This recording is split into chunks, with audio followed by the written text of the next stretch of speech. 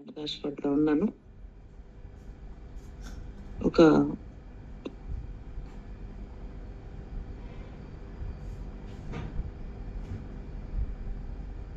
ఇది నిజంగా జరిగిన ఒక సంఘటన. ఒక ధనవంతుడు, చాలా ధనవంతుడు. ఆయనకి ఆయన దగ్గర చాలా మంది బానిసలు కూడా ఉంటారు. అయితే ఒకరోజు ఆయన తన దగ్గర ఉన్న బానిసల్ని ఇంకా చాలా మంది అవసరం అయ్యేటప్పటికి తన దగ్గర ఉన్న నమ్మకంగా ఉన్న ఒక బానిసని తీసుకొని సంతకు వెళ్ళి ఇంకా ఎక్కువ మంది బానిసలను కొనుక్కొని రావడానికి వెళ్తాడు. వెళ్ళి ఈ నమ్మకంగా ఉన్న అతను పాలస్ అతని పేరు, ఆయన సహాయము అంటే మంచిగా శ్రేష్టమైన వాళ్ళని ఎన్నుకుంటాడు అన్న ఉద్దేశంతో ఇన్ని తీసుకొని వెళ్తాడు. సరే, వెళ్ళినప్పుడు అక్కడ చూస్తా ఉంటే అక్కడ అతనికి చాలా మంది బానిసలు వాళ్ళు ఏదో ఒక పని మమ్మల్ని ఎవరన్నా కొనుక్కుంటే వాళ్ళకి పని చేద్దాం అన్న ఉద్దేశంతో అక్కడ చాలా మంది ఉన్నారు. అయితే ఒక ముసలాయన కూడా కనపడతాడు. చూస్తే తనేమి పని చేయగలిగిన పరిస్థితిలో లేడు. కానీ తను పోషించుకోలేక ఎక్కడో చోట ఎవరన్నా నన్ను పోషిస్తే చేయగలిగిన పని వాళ్ళకి చేసి పెడదామని అనుకున్నాడో ఏమో, బానిసలుగా అమ్మబడడానికి ఆ ముసలతను కూడా అక్కడ ఉన్నట్లుగా కనబడతా ఉంది. అయితే ఈ యొక్క ధనవంతుడు దగ్గర ఉన్న ఈ యొక్క బానిస చూస్తాడు. తినే సెలెక్ట్ చేయాల్సిన వాడిగా ఉన్నాడు. అక్కడ చూసినప్పుడు తన్ని యజమానుడిని అడుగుతాడు, అయ్యా ఈ వ్యక్తిని నేను సెలెక్ట్ చేద్దామని అనుకుంటున్నాను, ఇదిగో పలానా వ్యక్తిని సెలెక్ట్ చేద్దాం అనుకుంటున్నాను అని చెప్పి అతను చూపిస్తా ఉంటాడు. దానికి యజమానుడు ఓకే అన్నప్పుడు అతన్ని సెలెక్ట్ చేస్తా ఉన్నాడు. అయితే ఈ ముసలతన్ని చూపించి అడుగుతాడు, అయ్యా ఇతన్ని మనం తీసుకెళ్దాము అని అంటే ఆశ్చర్యపడతాడు. ఇదేంటి, ఈ ముసలోడు ఏం పని చేయడానికి కూడా పనికిరానోడు లాగా ఉన్నాడు కదా, ఇతన్ని తీసుకుని వెళ్దామంటాడు ఏంటి అని ఎందుకు అలా అని అడిగినప్పుడు చెప్తాడు, అయ్యా ఇతను మన ఇంటికి వచ్చిన దగ్గర నుంచి మన పని మంచిగా జరుగుతుంది, నేను చెప్పింది మీరు వినండి అయ్యా, నమ్మండి అయ్యా అని చెప్పి కన్విన్స్ చేసి ఆఖరికి ముసలతను మాత్రం కొనుక్కొని వెళ్తారు. అయితే ఇంటికి వెళ్ళిన తర్వాత చూస్తే ఇంట్లో పని అంతా జరిగిపోతుంది. ఎవరి డ్యూటీలు వాళ్ళకి వేసారు, ఆ డ్యూటీల ప్రకారం పని జరిగిపోతుంది. అయితే ఏంటి ఈ ముసలతను ఏం చేస్తున్నాడు, ఏం చేయలేని వాళ్ళలాగా ఉన్నాడు కదా అని ఆ యొక్క యజమానుడు గమనిస్తా ఉన్నాడు. అయితే యజమానుడు గమనించినంత వరకు ఆ 2-3 రోజుల్లో ఏ పని చేయట్లేదు ఆ ముసలతను. అసలు తనకి పని అప్పగించాల, కానీ డ్యూటీస్ లో మాత్రం పని అప్పగించబడి ఉంది. ఆ డ్యూటీ కూడా తనైతే చేయట్లేదు, కానీ ఆ పని అయిపోతుంది. ఏంటి, ఎవరు చేస్తున్నారు, తనేం పని చేస్తున్నట్టు కనపడట్లేదు, తనకు వేసిన డ్యూటీ కూడా అయిపోతుంది ఏంటి అని చెప్పి చూసినప్పుడు ఈ కొని తీసుకుని వెళ్ళిన వ్యక్తి ముసలోడిని సెలెక్ట్ చేసిన వ్యక్తి అతని పని కూడా చేసేస్తున్నాడు, ఇద్దరు పని చేస్తున్నాడు. ముసలాయన ఏం చేయట్లేదు. అప్పుడు డౌట్ వచ్చింది యజమానుడికి, ఏమైంది, ఏంటి అసలు, ఎందుకు కొన్నాడు, ఏం పని చేయలేను వాడిని ఇతను తీసుకొని వచ్చాడు, తన పని కూడా తినేచేస్తున్నాడు, అసలు ఎవరై ఉంటాడు అని చెప్పి డౌట్ వచ్చింది. సరే అడుగుదామని చెప్పి అతను పిలిచి ఎవరైనా అంటే నీ బంధువా అని అంటే కాదు అంటాడు. ఎవరు, ఆయనకి ఎంత డౌట్ వచ్చింది అంటే ఒకవేళ తన తండ్రి ఉంటాడు, చూస్తే శ్రేష్టమైన భోజనం పెడుతున్నాడు. పని చేయాల్సి వచ్చేటప్పటికి పని చేయనివ్వట్లేదు. మేబీ నాకు చెప్పట్లేదు కావచ్చు, వీళ్ళ తండ్రి అయి ఉంటాడు, అందుకనే నన్ను బ్రతులాడి మరీ ఇతన్ని కొన్నాడు అని అనుకుంటాడు. అయితే ఇంకా ఏదో విషయం దీనిలో మర్మం ఉంది, కనుక్కోవాలి అని చెప్పి ఎంతో ప్రయత్నం చేస్తా ఉన్నాడు. ప్రయత్నం చేస్తా ఉంటే తండ్రి నాకు నిజం చెప్పు నువ్వు అని చెప్పి ప్రక్కకి తీసుకొని వెళ్ళి అడిగినప్పుడు లేదయ్యా కాదు అని చెప్తాడు. మరి ఎవరు, నీ రక్త సంబంధ, ఏ రకంగానైనా నీకు బంధువు అవుతాడా అని ఏ విధంగా అడిగినా సరే కాదు కాదు కాదు అని చెప్తాడు. మరి ఏంటి చెప్పు, నువ్వు అంతగా మనిషిని ప్రేమించి అంతగా నువ్వు ఆ వ్యక్తి కొరకు ఇంత డబుల్ డ్యూటీలు చేస్తా నువ్వు, అంతగా ఏంటి, ఏదో ఉంది దీనిలో అని చెప్పి ఎలాగైనా దాన్ని రాబట్టాలి అని చెప్పి వాళ్ళు అడుగుతారు. తను అడిగినప్పుడు అప్పుడు చెప్తాడు, ఎవరు ఎవరు చెప్పు చెప్పు అని పలానా అంటే కాదయ్యా కాదయ్యా అంటాడు. మరి ఎవరో చెప్పు అని అడిగినప్పుడు అతను నా శత్రువు అంటాడు. అసలు ఒక్కసారిగా యజమానుడికి ఏం అర్థం కాదు, ఇదేంటి శత్రువు అంటాడేంటి, శత్రువు అయితే శ్రేష్టమైన భోజనం పెడతారా, శత్రువు అయితే తన పనంతా ఈయన మీద వేసుకొని చేస్తాడా, తనకి ఏం అర్థం కాలేదు, నమ్మబుద్ధి కాలేదు. లేదు నువ్వు నిజం చెప్పు అంటే అప్పుడు నిజమేనయ్యా అతను నా శత్రువు అంటే ఏంటో చెప్పు నాకు అర్థం కావట్లేదు అని అడిగినప్పుడు ఆయన చెప్తాడు, అయ్యా అతను మేము చిన్నపిల్లలం అప్పుడు మా తండ్రిని చంపి మమ్మల్ని బానిసలుగా అమ్మివేసింది ఇతనే అని చెప్తాడు. అసలు ఆ యజమానుడు చాలా ఆశ్చర్యపడిపోతాడు. ఏంటి అసలు ఇది, మీ తండ్రిని చంపి మిమ్మల్ని బానిసలుగా అమ్మివేసిన ఆయన్ని నువ్వు కొనుక్కొని నువ్వు కొందామని రికమెండ్ చేసి తీసుకొచ్చి తన పనంతా నువ్వు నెత్తి మీద వేసుకొని నువ్వు చేస్తూ తనని తండ్రి కంటే, ఈ రోజుల్లో తండ్రిని కూడా అంత బాగా చూసుకునే వాళ్ళు ఎవరు లేరు. అంత ఇదిగా నువ్వు చూసుకుంటున్నావు అంటే ఏంటి, నాకు ఇంకా నమ్మబుద్ధి కావట్లేదు, నువ్వేం చెప్తున్నావు, ఇంత బద్ద శత్రువుని పట్టుకొని నువ్వు ఇంత నాన్నకంటే ఎక్కువగా ఎలా చూసుకుంటున్నావు నువ్వు, మరి ఇదేంటి అని తను నమ్మలేకపోతూ అడిగినప్పుడు అప్పుడు చెప్తాడు, అవునయ్యా నేను యేసు ప్రభువుని నమ్ముకున్నాను, నా ప్రభు చెప్పిన మాట శత్రువుల్ని ప్రేమించండి అని చెప్పాడు, అందుకనే నేను ఈ పని చేశానయ్యా, అందుకనే నాకు అవకాశం దొరికింది, మరి నేను అతన్ని ప్రేమించాలి అని చెప్పి మిమ్మల్ని అడిగి మరీ తను తీసుకొని వచ్చానయ్యా. మరి తన్ని శత్రువుని ప్రేమించటం అంటే మరి తను పని చేయలేనోడు కాబట్టి నేను పని చేస్తున్నాను, తను మరి మంచిగా శ్రేష్టమైన భోజనాన్ని తనకి పెట్టాలి, ప్రేమ ఎలా ప్రేమించాలి అంటే మరి నేను చేయగలిగిన ఇవే కనబడుతున్నాయి కాబట్టి ఈ రకంగా నేను ప్రేమించడానికి మరి నేను ఇలా చేస్తున్నానయ్యా అని చెప్పినప్పుడు ఆ యజమానుడు చాలా ఆశ్చర్యపడతాడు. అంటే క్రీస్తునామం ధరించిన వారు, ఆయన యందు విశ్వాసం ఉంచిన వారు ఇలా చేస్తారా, శత్రువుని ప్రేమించగలుగుతారా అని చెప్పి తను చాలా ఆశ్చర్యపడతాడు. నిజమే, మనం కూడా క్రీస్తునామం ధరించిన వారము, క్రీస్తును అంగీకరించిన వారము, ఆయన యందు విశ్వాసం ఉంచిన వారము, కానీ మరి మన జీవితంలో కూడా మనము శత్రువుల్ని ఇలాగ ప్రేమించగలుగుతున్నామా,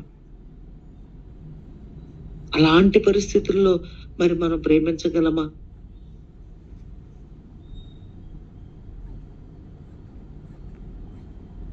దేవుని బిడ్డలమని చెప్పుకుంటున్నాము, మరి అన్ని విషయాలలో మనము మరి ఇలాంటి పనులు మనం చేయగలుగుతున్నామా?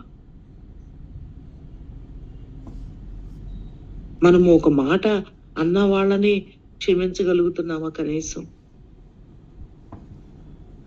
తండ్రిని చంపి పిల్లల్ని బానిసలుగా అమ్మివేసిన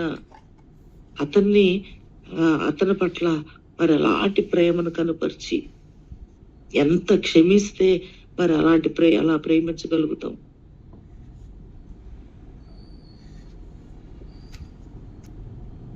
మనం క్షమించే దగ్గర క్షమించగలుగుతున్నామా? ప్రేమించవలసి వచ్చినప్పుడు ఇలాగ ప్రేమించగలుగుతున్నామా? మిమ్మల్ని హింసించు వారి కొరకు ప్రార్థన చేయమన్నప్పుడు మరి మనల్ని బాధ పెడుతున్న వాళ్ళని అనేకులు మనకున్నారు.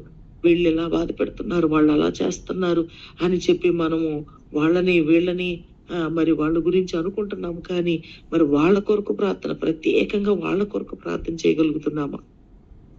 వాళ్ళ విషయంలో మరి మనల్ని ప్రేమించిన వారి కొరకు మనల్ని ప్రేమించిన వారి ఇబ్బందిలో ఉన్నప్పుడు వాళ్ళ కొరకు ఎలాగ భారంతో ప్రార్థన చేస్తామో మనల్ని హింసించే వారి కొరకు మనం అలా ప్రార్థన చేయగలుగుతున్నామా?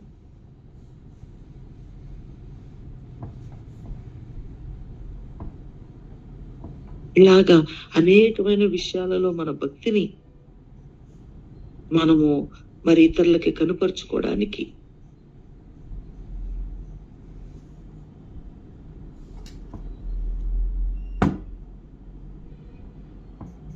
మరి మనము మనుషుల ఎదుట మరి సత్క్రియలు చేయాలి. పరలోకమందున మీ తండ్రి మహింపరచబడినట్లు మరి మనం మనుషుల ఎదుట ఇలాంటి మంచి పనులు చేయగలుగుతున్నామా? ఏ రకంగా మనం ప్రభువుని చూపించగలుగుతున్నాం? ఏ రకంగా ప్రభు యొక్క మాదిరిని, ప్రభు యొక్క ప్రేమను మనం పాటిస్తేనే మనలో ఇతరులు చూడగలుగుతారు. కానీ ఎంతవరకు మనము ఏదో చేయాల్సిన మంచి చేస్తున్నాము అని మనము చేసే వాటిని పట్టుకుని నేను ఇంత చేస్తున్నాను, నేను అది చేశాను అని చెప్పి మనం అంటున్నాము. కానీ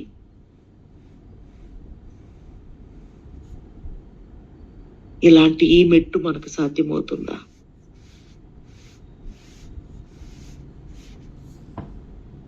ఇలాగా అలాంటి వారి కొరకు ప్రార్థన చేయటం, హృదయపూర్వకంగా దేవుణ్ణి వేడుకోవడం మనకు సాధ్యమవుతుందా?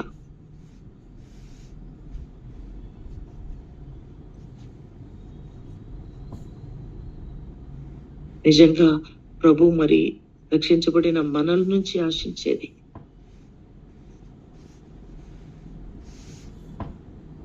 ఇలాగ మనము ఇతరులకి కనుపరిచి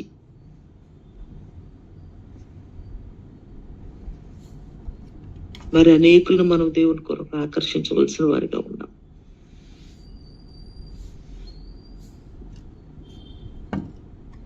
నిజంగా ఆ యజమానుడికి ఎంత ఆశ్చర్యం కలిగిందో. అలా ఎవరో చేయగలరు? నిజంగా దేవుని ఎరగని వ్యక్తులకు ఈ మాట విన్నప్పుడు ఎంత యేసుప్రభు మీద ఎంత నమ్మకము, ఎంత విశ్వాసము, ఎలాంటి గౌరవము పెరుగుతుంది. ఈ దినాల్లో మరి క్రైస్తవులని చులకనగా చూస్తా ఉన్నారు.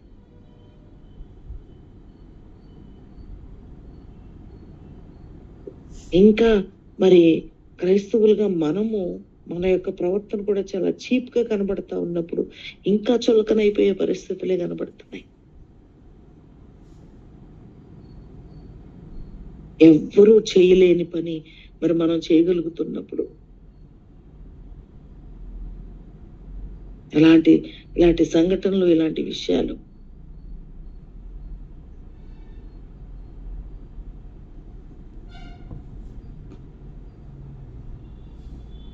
వాటి ద్వారా మరి ప్రభువుని మనం చాటించగలుగుతున్నామా?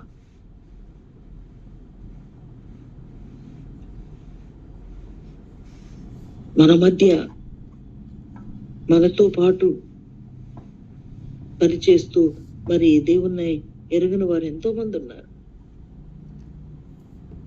మనం నిజంగా దేవుని యొక్క వాక్యాన్ని మనం పాటిస్తూ ఉన్నప్పుడు ఖచ్చితంగా మన చుట్టూరు ఉన్న వారికి మనం ప్రభువుని చూపించగలుగుతాం.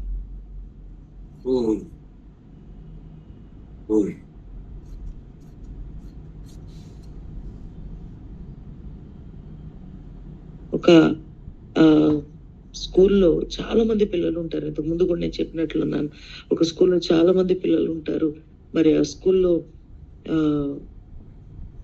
ఉద్యోగాలు చేస్తున్న టీచర్స్ కి జీతాలు ఇవ్వాలి అంటే మరి నెలకొచ్చేసి 5 లక్షలు జీతాలు ఇవ్వాలి.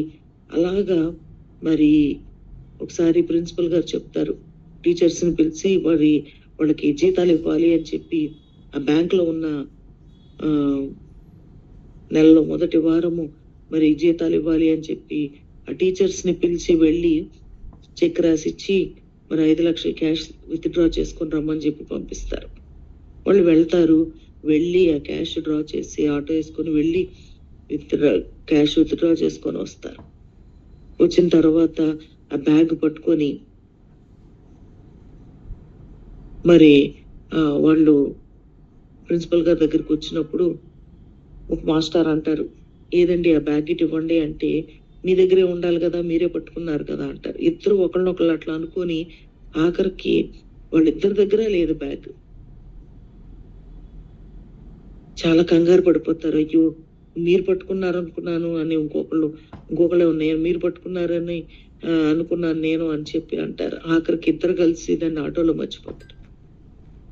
ఇంకా చాలా ప్రిన్సిపల్ గారికి కోపం వచ్చేస్తా ఉంటది. చాలా కోపం వచ్చి, ఏంటి మీరు చేసిన పని, మీ పిఎఫ్ అంతా కూడా దాన్ని తీసి దాన్ని ఇచ్చేస్తే కూడా మీ యొక్క వీటిలన్నిటిని నేను రికవర్ చేయలేను, అలా ఎలా చేస్తారు, ఏంటి మీరు ఎంత బాధ్యత లేకుండా ఉన్నారని చెప్పి చాలా కోపం తెచ్చుకుంటా ఉంటాడు ఆయన. ఆఖరికి అలా కోపం తెచ్చుకొని మరి ఆయన చాలా కోపంగా ఉన్నప్పుడు ఈ లోపల ఒక వ్యక్తి వస్తాడు, మా ప్రిన్సిపల్ గారిని కలవాలి అని చెప్పి. తెరా ఎవరు అని చూస్తే తన ఆటో డ్రైవరు. ఈ ఇద్దరు మాస్టర్లు మర్చిపోయిన ఆ సంచిని తీసుకొని వస్తాడు.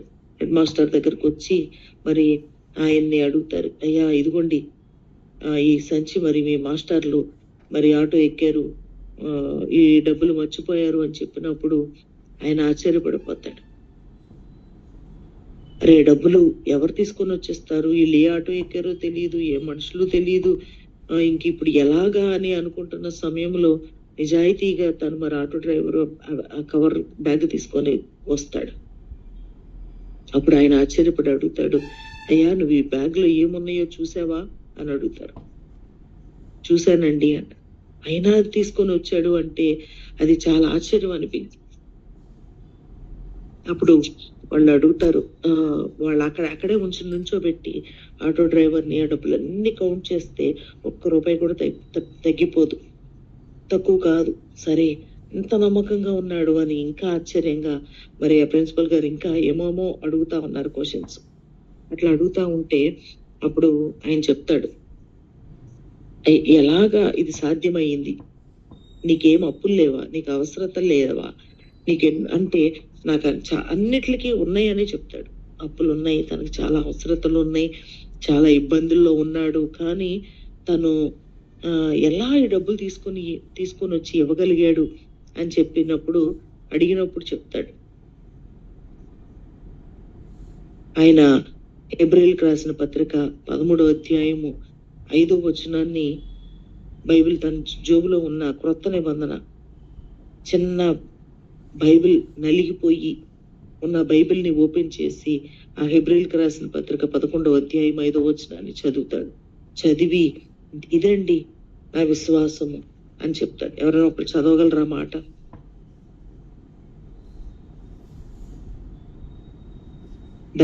ధనాపేక్ష లేని వారే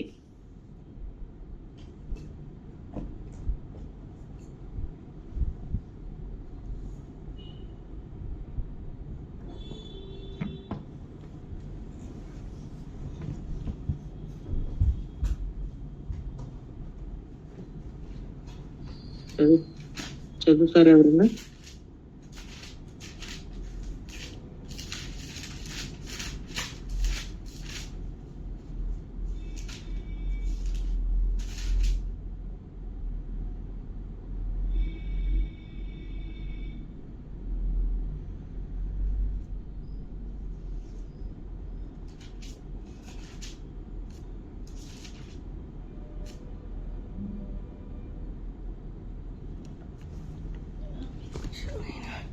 నేను చెబుతాను. ధనాపేక్ష లేని వారే మీరు, మీకు కలిగిన వాటితో తృప్తి పొంది ఉండుడి.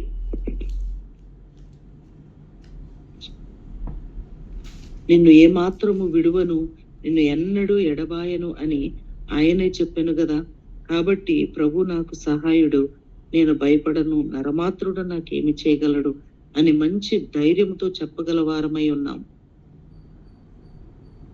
ఈ మాటలు తను చదివి అండర్లైన్ చేసుకుని ఉన్న బైబిల్లో ఆ నలిగిపోయిన చిన్న న్యూ టెస్టిమెంట్ లో ఈ వాక్యాన్ని చూపిస్తాడు. ధనాపేక్ష లేని వారే మీరు కలిగిన వాటితో తృప్తి పొంది ఉండండి.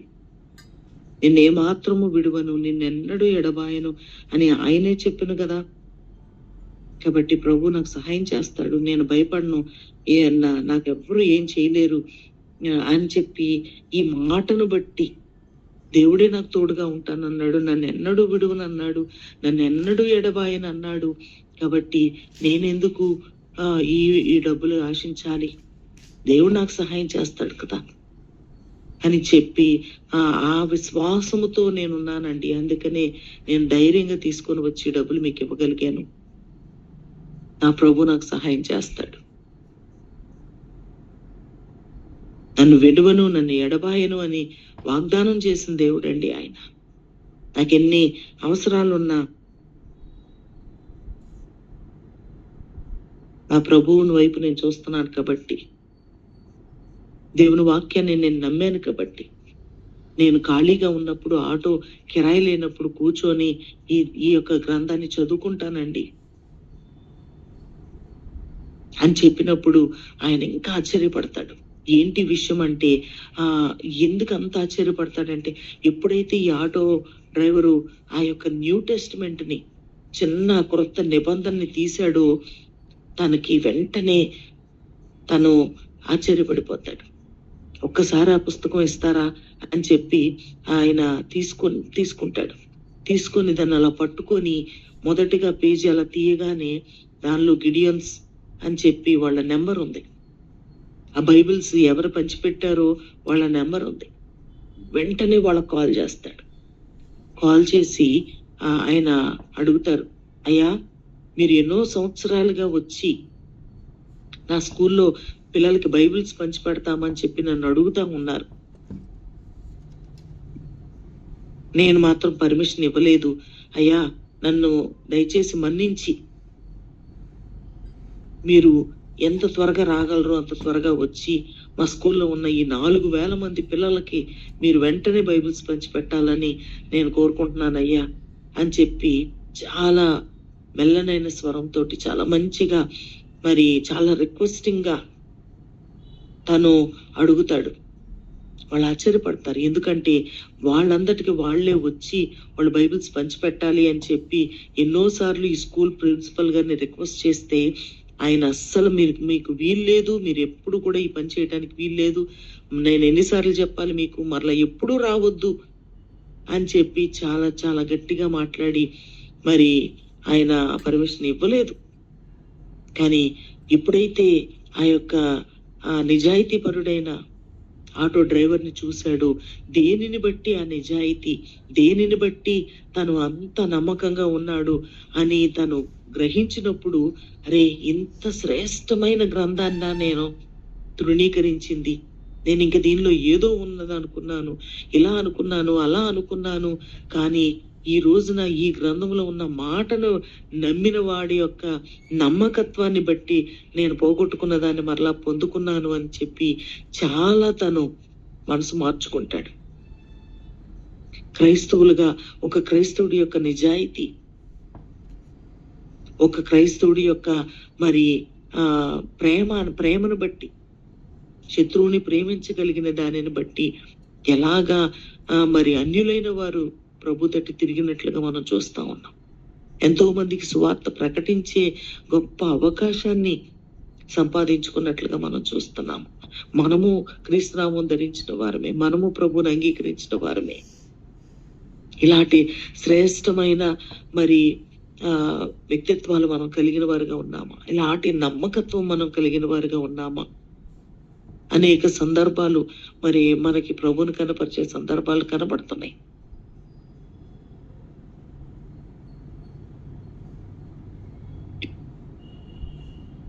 నిజంగా ప్రభు చెప్పిన మాటల ప్రకారం మనం జీవించగలుగుతున్నామా?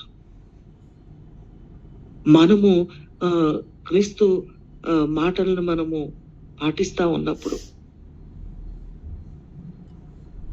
దేవుని యొక్క వాక్యానుసారంగా మనం జీవిస్తూ ఉన్నప్పుడు అవే గొప్ప సాక్ష్యముగా మన ఇరుగు పొరుగు వారికి, మన తోటి వారికి ఇదే ఎంత గొప్ప సాక్ష్యంగా ఉంటాయి. నిజంగా మనం క్రైస్తవులు అని చెప్తున్నాము, మన చుట్టుప్రక్కలనే హిందూస్ ఉన్నారు, మన చుట్టుప్రక్కలనే మరి అనేకులు కనబడుతూ ఉన్నారు. వాళ్ళకి ఎలాంటి మాదిరిని మనం చూపించగలుగుతున్నాం? కొన్నిసార్లు మన ఇళ్లలో కొన్నిసార్లు అన్యులైన వాళ్ళు మరి అద్దెకుంటున్నారు, లేకపోతే అలాంటి వాళ్ళ మధ్యలో మనమే అద్దెకి ఉంటున్నాము, వాళ్ళ ఇళ్లలో మనం అద్దెకుంటున్నాము. ఎలాంటి మాదిరిని మనం కనపరుస్తూ ఉన్నాం? వీళ్ళ క్రిస్టియన్స్ అంటే ఎప్పుడు ఇలాంటి చీప్ మెంటాలిటీ ఉంటది, వీళ్ళు చాలా చీప్ గా బిహేవ్ చేస్తారు అని అనిపించుకుంటున్నామా సమాజంలో?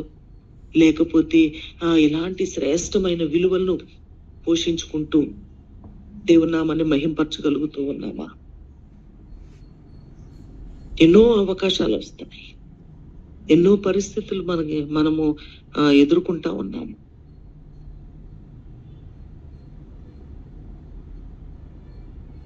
మన యొక్క ప్రవర్తన ఎలా ఉంటుంది?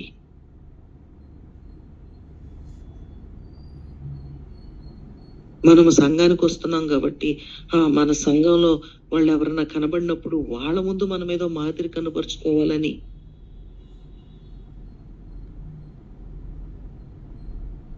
వాళ్ళు ఉన్నప్పుడు ఒకలాగా, మరి నిజంగా ఇంకా నలుగురు అన్యుల మధ్య మనం ఉన్నప్పుడు ఎలా ప్రవర్తిస్తున్నాం? మన ప్రభువును మనము అనేకులకు చూపించవలసిన వారిగా మనం ఉన్నాం. అలాంటి శ్రేష్టత మనలో ఉన్నదా?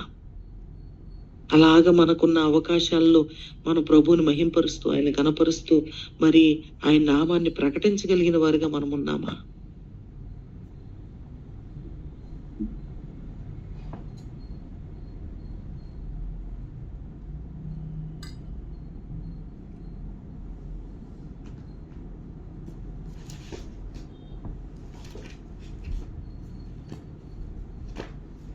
మొన్న ఈ మధ్య మా ఇంటి దగ్గర వాకింగ్ చేస్తున్న ఒక ముసలమ్మ వచ్చింది, చెప్పానేమో నాకు గుర్తులేదు. ఒక ముసలమ్మ చాలా కాళ్ళ నొప్పులు, ఆమె నడవలేకుండా ఉంది. ఆమె ఎలా వస్తా ఉంటే రాజుగారు పలకరిస్తా ఉంటారు. ఆమె ఇంటికి వచ్చినప్పుడు నేను చక్కగా మర్యాదగా కూర్చోబెట్టి మంచిగా మాట్లాడి చాలా ప్రేమగా ఆమె బాధలన్నీ వింటూ చాలా ప్రేమగా మాట్లాడినప్పుడు ఆమెకి చాలా ఆదరణ కలిగింది. మళ్ళీ ఆ నెక్స్ట్ డే వచ్చింది. వచ్చినప్పుడు అల్లా మరి నేను కాఫీ ఇచ్చి కొంచెం టిఫిన్ పెట్టి, తనకి కాళ్ళ నొప్పులు అంటే మరి డియోబామ్ ఇచ్చి, ఆ ఎర్రమంది ఇచ్చి, నా దగ్గర ఉన్నవన్నీ ఆమెకి ఏమి ఇవ్వగలను వాటిలన్నిటిని ఇస్తూ చాలా ప్రేమగా నేను మాట్లాడుతా ఉన్నాను. ఆమెకి చెయ్యి ఇరిగింది, ఆపరేషన్ అయ్యింది, నా చెయ్యి ఎక్సర్సైజ్ చేయించుకుంటుంది, చెయ్యి సరిగ్గా పైకి లేవట్లేదు, చాలా నొప్పిగా ఉంది అని చెప్పినప్పుడు ఆ ఎక్సర్సైజ్ చేపిస్తూ కాసేపు, లేకపోతే అది మందు రాసి అవన్నీ చేస్తుంటే ఆమె కొన్ని రోజులు చూసి, ఒక 4 రోజుల తర్వాత ఆమె అన్న మాట, అమ్మా నా తోబుట్టువులు కూడా ఇలా చేయరు, లేకపోతే అని తన మాటల్లో చాలా పుణ్యం కట్టుకుంటావమ్మా నువ్వెంత మంచిదానివి అని ఏదేదో పొగుడుతుంది. ఇక నేను చూసి నెమ్మదిగా నేను అన్నాను, ఇదంతా మరి నేను ప్రార్థన చేసుకుంటాను కదా, మీకు చెప్పాను కదా నేను ఒకసారి అని చెప్పి, మరి నేను మా యేసు ప్రభు ఇలా చెప్తారు, అలా ప్రేమించాలి అని చెప్తారు, అందుకే నేను ప్రేమించగలుగుతున్నాను, కానీ ఆయన్ని బట్టి నేను ఇలా ప్రేమించగలుగుతున్నాను, కానీ లేకపోతే అది నా వల్ల కాదు అని చెప్పి అలా చెప్తా. అమ్మో ఆ స్వామి నిజమేనమ్మా అని చెప్పి ఏదో మాట్లాడుతుంది. ఇంకా అప్పుడు నేను ఆ మాటలోనే, అవును మా స్వామి ఇలా చెప్పారు, మా స్వామి చెప్పిన మాటలు ఎలా ఉంటాయంటే అందరూ ఇట్లా అనుకుంటారు, కానీ మా స్వామి చెప్పిన మాటలు మరి ప్రేమించిన వాళ్ళని ప్రేమిస్తే ఏం ప్రయోజనం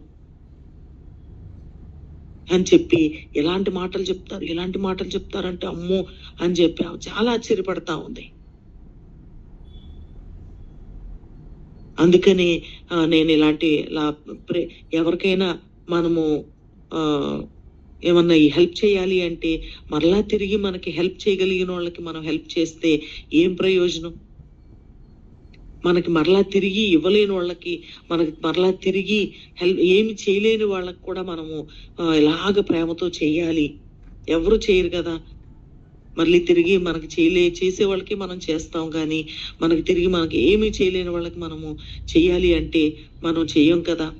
కానీ మరి మా స్వామి ఇలా చెప్తారు అని చెప్పి ఆమెకి అలాగ చెప్పినప్పుడు తను అలాగ ఆలోచించుకుంటుంది అనేకమైన విషయాలు. ఆ తర్వాత ఇట్లా ప్రేయర్ చేసి ఇస్తారు కదా అని చెప్పినప్పుడు మరి నాకు కూడా ఇస్తావా, నేను మీకు ఇస్తాను తీసుకుంటారా మీకు అని చెప్పి నేను అడిగినప్పుడు తీసుకుంటానమ్మా అంది. అప్పుడు వెంటనే అమ్మగారికి ఫోన్ చేసి ప్రార్థన చేయించి మరి ఆమెతో మాట్లాడించినప్పుడు ఆ ఫోన్లోనే దండానం పెట్టుకుంటుంది. అమ్మగారు మాట్లాడుతుంటే చాలా వినయంతో చేతులు కట్టుకొని మాట వింటుంది. చాలా భక్తిని కనపరుస్తుంది ఆమె మాట్లాడుతున్నప్పుడు కూడా. అలాగా తను ఎంతో ఆశతో అప్పుడు నేను అన్నాను, అమ్మా ఇది రాసుకో, నువ్వు రాసుకునేటప్పుడు ఏసు రక్తమే జయం అని చెప్పి అనుకుంటా నువ్వు రాసుకో. నీకు ఏ అవసరం ఉన్నా, నీకు ఏ పరిస్థితి ఉన్నా నువ్వు అలా అనుకుంటా రాసుకో అని చెప్పి అన్నప్పుడు ఇక ఆ మాటే నేను ఉండగానే ఎన్నోసార్లు గబగబా వెంటనే కొంచెం ఆయిల్ తీసుకొని తనకి ఎక్కడెక్కడ బాధ ఉందో అదంతా రాసుకుంటా ఏసు రక్తం జయం అనుకుంటా రాసుకుంటుంది. మరి దేవుని మనం కనుపరచాలంటే మనం కొన్నిసార్లు కొంత ఖర్చు అవ్వాలి, కొంత త్యాగం చేయాలి. ఇవేమీ లేకుండా మనల్ని రక్షించడానికి యేసు ప్రభు మరి ఎంత త్యాగం చేశారు, తన ప్రాణాన్నే త్యాగం చేశారు. మనము మరి యేసు ప్రభు అన్న మాటల్లో మనం చూస్తే మరి మన కొరకు ఆయన ప్రాణం పెట్టారు. మనము కూడా మరి మన పొరుగు వాని కొరకు ప్రాణం పెట్టబద్దులమై ఉన్నాం. ఏది మన యొక్క నమ్మకములో, మన విశ్వాసములో, సమర్పణలో మరి త్యాగం ఏది? ఎంత త్యాగం చేయగలుగుతున్నాము? దేవుని సువార్తను ప్రకటించడానికి మనం ఏమి త్యాగం చేస్తున్నాము? దేవుని యొక్క ఇదిని ప్రేమను వెల్లడి చేయడానికి, ఆయన ప్రేమను కనుపరచడానికి మనం ఏమి ఖర్చు అవుతున్నాము?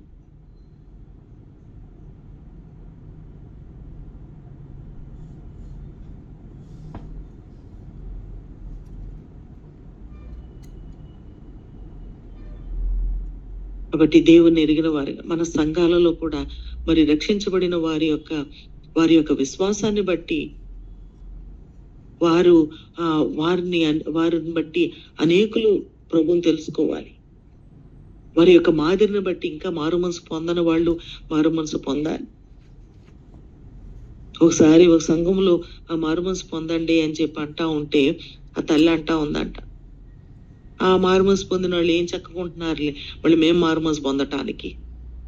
అరే చాలా కాలం నుంచి ప్రార్థనకు వస్తుంది ఆ తల్లి, కానీ మారుమనసు పొందండి అంటే మాత్రం పొందిన వాళ్ళని చూస్తున్నాంలే, ఏం పోయే ఇంకా మేము కూడా పొందితే ఎలా ఉంటుందో మాకు తెలుసులే అన్నట్లుగా చాలా చులకనగా మాట్లాడతాం. మారుమనసు పొందిన వ్యక్తి ఎలాంటి నమ్మక విశ్వాసాలని కనుపరిచి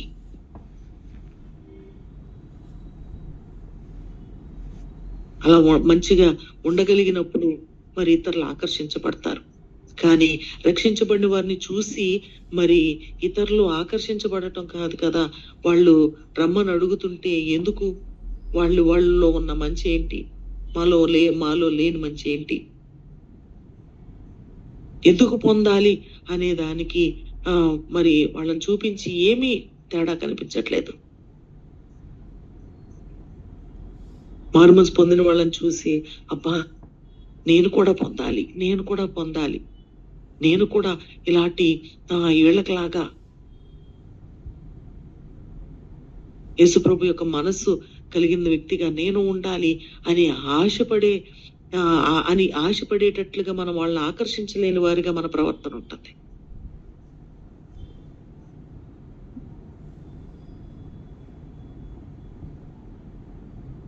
మనము రక్షించబడిన వారు మనం చేయవలసింది ఏంటి అంటే మనం మాట్లాడే మాటలో, మనం చేసే ప్రతి పనిలో కూడా మన ప్రభువుని కనపరచవలసిన వారిగా ఉన్నాం.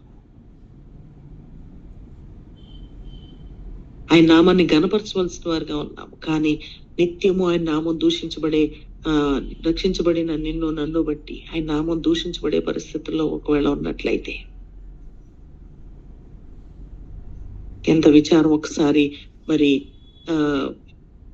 ఈ రిట్రీట్ దినాల్లో కేవలం మరి మారు మనసు పొందిన వాళ్ళు మాత్రమే రావాలి అని చాలా గట్టిగానే చెప్పాలి అని అనుకుంటున్నారు. ఎందుకు అంటే మరి మారు మనసు పొందిన వాళ్ళు కరెక్ట్ గా ఉంటే, మాదిరిగా ఉంటే, డిసిప్లైన్డ్ గా ఉంటే, ఆ క్రమశిక్షణ అనేది మారు మనసు పొందిన వాళ్ళల్లో కనబడితే, రాత్రి గారు మేము మాట్లాడుకుంటూ ఏమైనా సరే ఈ రిట్రీట్లు చాలా క్రమంగా జరగాలి. ఆ క్రమం అనేది మారు మనసు పొందిన వాళ్ళల్లో ఉంటే ఆటోమేటిక్ గా మిగిలిన వాళ్ళందరిలో కూడా ఆ క్రమం అనేది వస్తుంది. ఆ భయం అనేది మనలో ఉంటే ఆటోమేటిక్ గా అందరిలోకి వస్తుంది. ఆ క్రమం అనేది మరి మారు మనసు పొందిన వాళ్ళల్లోనే కనబడకపోయేటప్పటికీ చాలా అల్లరిగా దేవుని యొక్క కార్యాలు మరి అవి క్రమంగా లేకపోవడం అనేది కనబడతా ఉంది. కాబట్టి ఏది ఏమైనా సరే ఈ రిట్రీట్ లో మారు మనసు పొందిన వాళ్ళందరూ మరలా మారు మనసు పొంది సంఘాలలో చాలా శ్రేష్ఠులుగా, విలువైన వారిగా, మాదిరి కలిగిన వారిగా మరి మనందరము ఉన్నప్పుడు మన సంఘాలను బలపరుచుకోవడానికి ఒక అవకాశంగా ఉంటుంది అని చెప్పి భావిస్తా ఉన్నాము. రిట్రీట్లో టయానికి ప్రార్థన జరుగుతానే ఉంటది. మరి ఈ చెట్టు కింద మాట్లాడుకునే వాళ్ళు, ఆ చెట్టు కింద మాట్లాడుకునే వాళ్ళు, ఈ డిబేట్లు జరుగుతున్నట్లే ఎక్కడికక్కడ ఏమేమో గుంపులుగా ఆ మాటలు, ఈ మాటలు, భోజనాలు తినే దగ్గర గందరగోళం.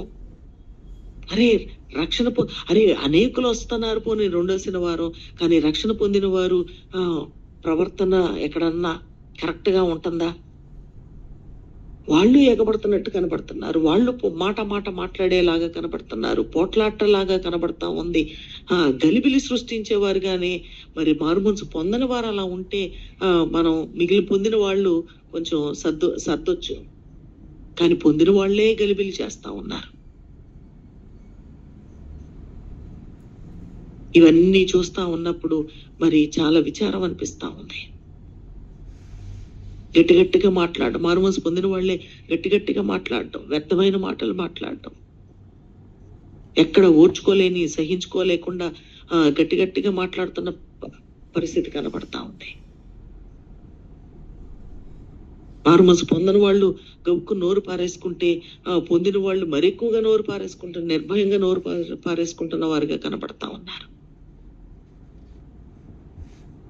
ప్రార్థన సమయానికి ప్రార్థనలో కూర్చోకుండా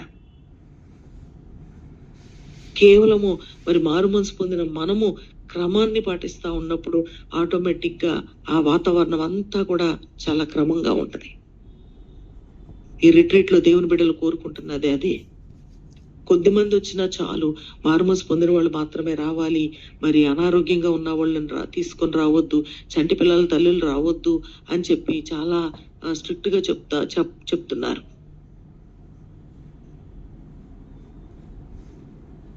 వచ్చిన కొద్ది మంది క్రమంగా మరి రిట్రీట్ లో పాల్గొనాలని ఆశపడతా ఉన్నాం. ఎందుకు అంటే కేవలము మనం కరెక్ట్ గా ఉంటే మన సంఘాలు బాగుపడతాయి. విశ్వాసులైన వాళ్ళు కరెక్ట్ గా ఉంటే మరి సేవ పెరుగుతుంది.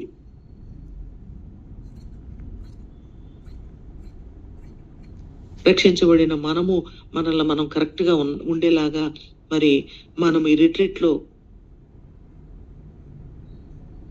మరి మనందరం కూడా మరొకసారి మారు మనసు పొందినట్లుగా ఆ క్రమంలోకి మనం రావాలని దేవుని బిడ్డలు ఆశిస్తా ఉన్నారు. ఎలాగో మరి జనవరి మాసంలో జరుగుతున్న ఆ యొక్క బెతస్తా పండుగలు జరిగినట్లుగా మరి ప్రతి జనవరి మాసంలో అందరినీ కూడా విశ్వాసులు కూడికలు కావచ్చు, లేకపోతే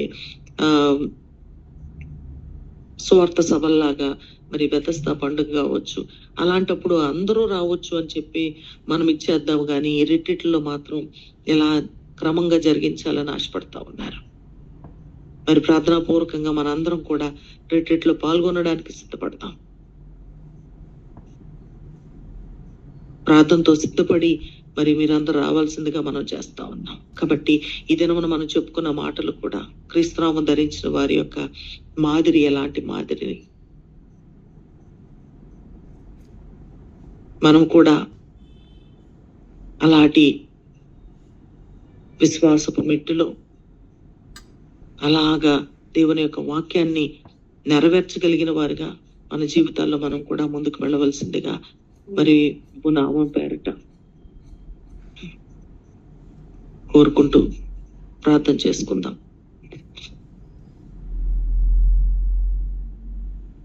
Recording stopped.